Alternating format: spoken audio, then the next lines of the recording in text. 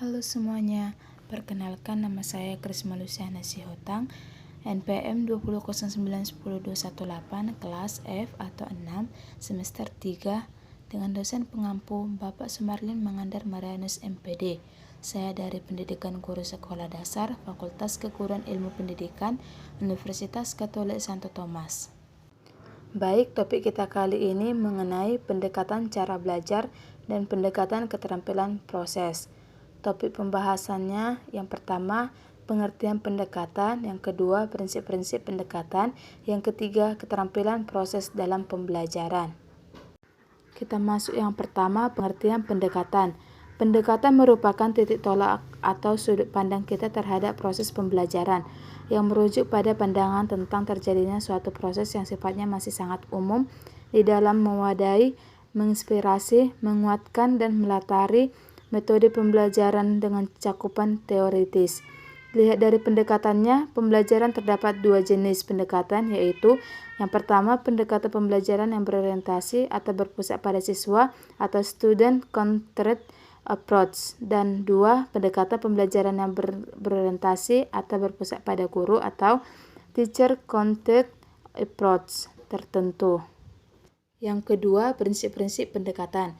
Pendekatan pembelajaran terdiri dari 10 jenis. Yang pertama, pendekatan kontekstual atau Contextual Teaching and Learning atau CTL adalah pendekatan pembelajaran dengan inisiatif guru untuk bisa mengembangkan belajar yang bisa dihubungkan dengan kondisi di lingkungan sehari-hari siswa. Yang kedua, pendekatan konstruktivisme.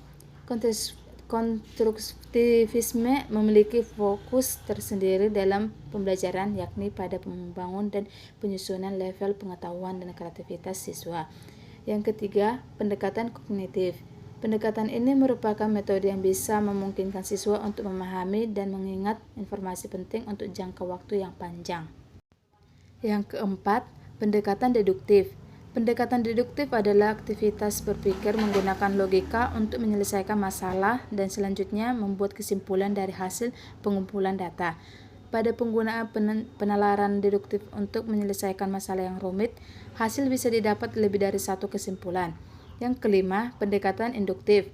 Lebih sederhananya, proses induktif bila dideskripsikan dengan kata-kata adalah pengambilan suatu kesimpulan yang berasal dari elemen umum ke elemen khusus.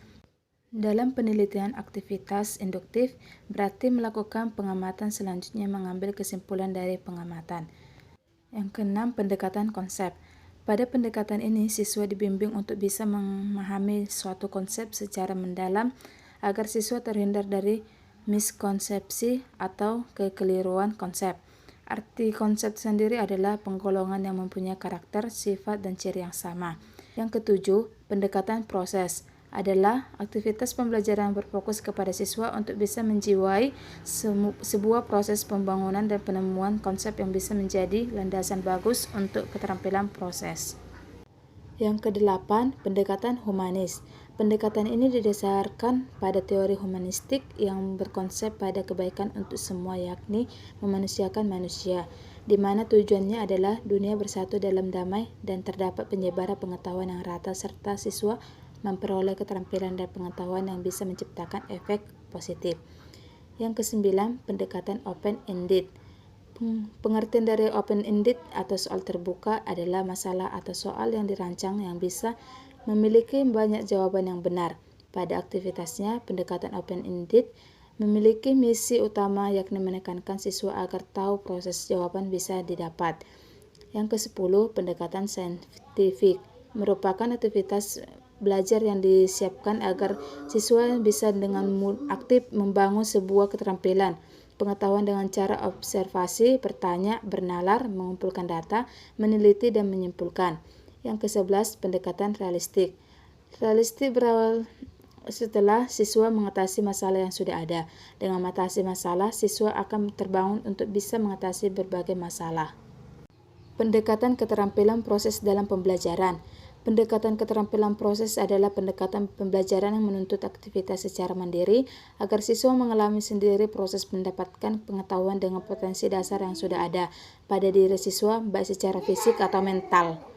Demikianlah pemaparan saya tentang pendekatan cara belajar dan pendekatan keterampilan proses. Jika ada salah kata, saya minta maaf. Sekian dan terima kasih.